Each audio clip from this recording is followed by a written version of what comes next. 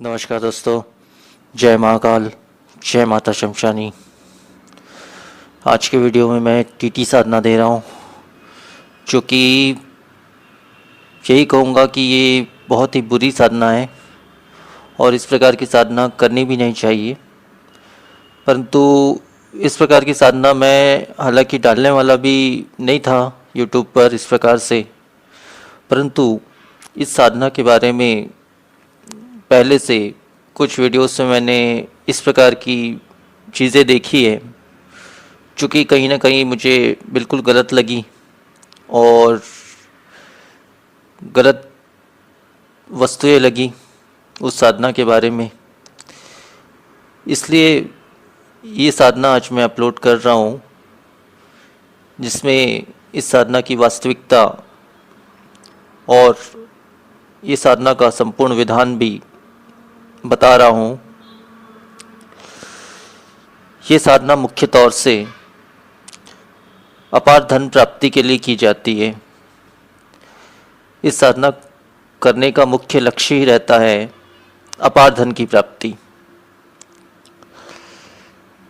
अब जिस प्रकार से कुछ प्राप्त करने के लिए कुछ खोना पड़ता है, उसी प्रकार से ये एक बहुत बड़ी तामसिक शक्ति होती है और इसे कई प्रकार के भोगों से हमें प्रसन्न करना होता है और प्रसन्न होकर ये हमें धन संपदा से परिपूर्ण कर देती है। इसे मांस, मदिरा, खून, बलि इत्यादि चढ़ाई जाती है, जिसके बदले ये शक्ति हमें अपार धन धान्य से परिपूर्ण करती है। अब ये साधना विधान इसका मैं आपको बता देता हूँ। इसके लिए आपको शमशानी राख की ज़रूरत होगी, जो बहुत ज़्यादा पुरानी नहीं होनी चाहिए, ताज़ी होनी चाहिए, 2-4 दिनों या 10 दिनों के अंतर्गत की होनी चाहिए। तो एक मुट्ठी आप शमशानी राख उठा लें, व्यवस्था कर लें। सबसे पहले किसी भी काले कपड़े में बांधकर उसे रख लें। अब इस साधना को आपको काली रात में, यानी कि कृष्ण पक्ष के किसी भी रात से, किसी भी दिन से आप शुरू कर सकते हैं। वैसे ही शुक्रवार या बुधवार से आप शुरू करें तो ज़्यादा अच्छा रहेगा।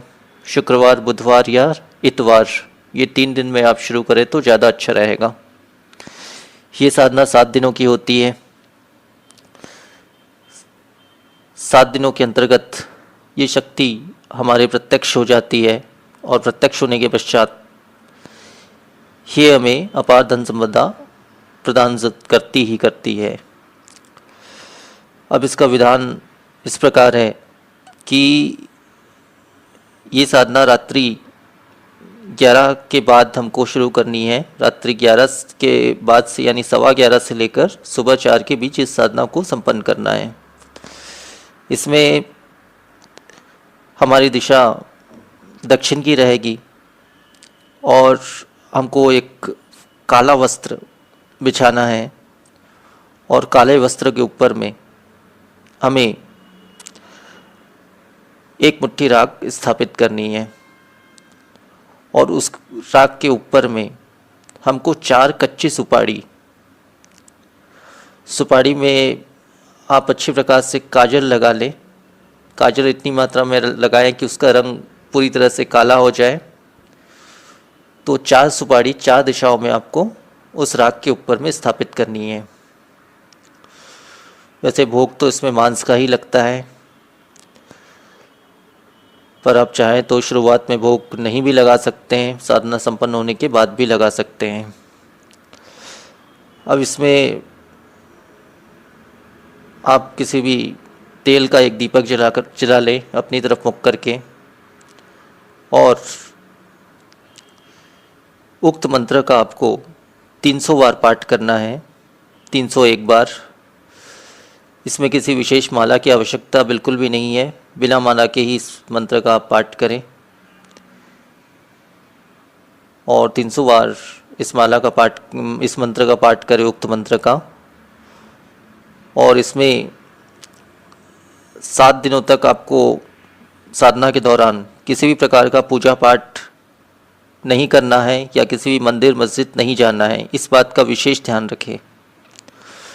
और यहाँ तक आप जो भोजन भी करेंगे 7 दिनों के अंतर्गत, वो भोजन आपको तामसिक भोजन करना है, मतलब मांस मदिरा इत्यादि।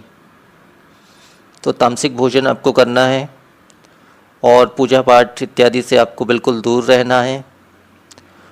और यहाँ तक हो सके तो स्नान इत्यादि भी, स्वच्छता आपको नहीं रखनी है, स्नान इत्यादि भी ना करें तो ज़्यादा अच्छा रहेगा। तब आपके साधना के दौरान, साधना में काले आसन का प्रयोग होगा। स्वयं के बैठने के लिए भी काले आसन पर बैठकर मिट्टी का एक दीपक जला लें सरसों तेल का, अपनी तरफ मुख करके, और इस उक्त मंत्र का 301 बार आप पाठ करें। रात्रि 11 के बाद से, यानी 11:15 से 4 के बीच इस मंत्र का आपको पाठ करना है। तो इस प्रकार से नृत्य आपको 7 दिनों तक साधना करनी है। आसन आपका वही का वही रहेगा, दोनों आसन। और जब तक आपकी साधना पूर्ण नहीं हो जाती, साधना पूर्ण होने के पश्चात जब शक्ति आपके सामने उपस्थित हो जाए तो उसके पश्चात उससे वचन ले लें। ऐसे शक्तियों से कैसे वचन लिया जाता है वो मैं पहले की वीडियो में बता चुका हूँ। उस प्रकार से उससे वचन ले लें। इस साधना में विशेष तौर से सुरक्षा घेरा तथा शरीर बंधन मंत्र का प्रयोग अवश्य ही करें। तो अब वो विशेष मंत्र मैं आपको बता देता हूँ। कयाधु वन सवेरा, डूबा सूर्य डबरी, मनु खोई, ढाई आई आई, बन मोर बेरा, काली छाई, नाथ द्वारे, बस में हो मेरे काली छाई, डबरी जो न हो तो गुरु गोरखनाथ की दुहाई। तो इतना ही मंत्र है और इस साधना का इतना ही विधान है। नमस्कार।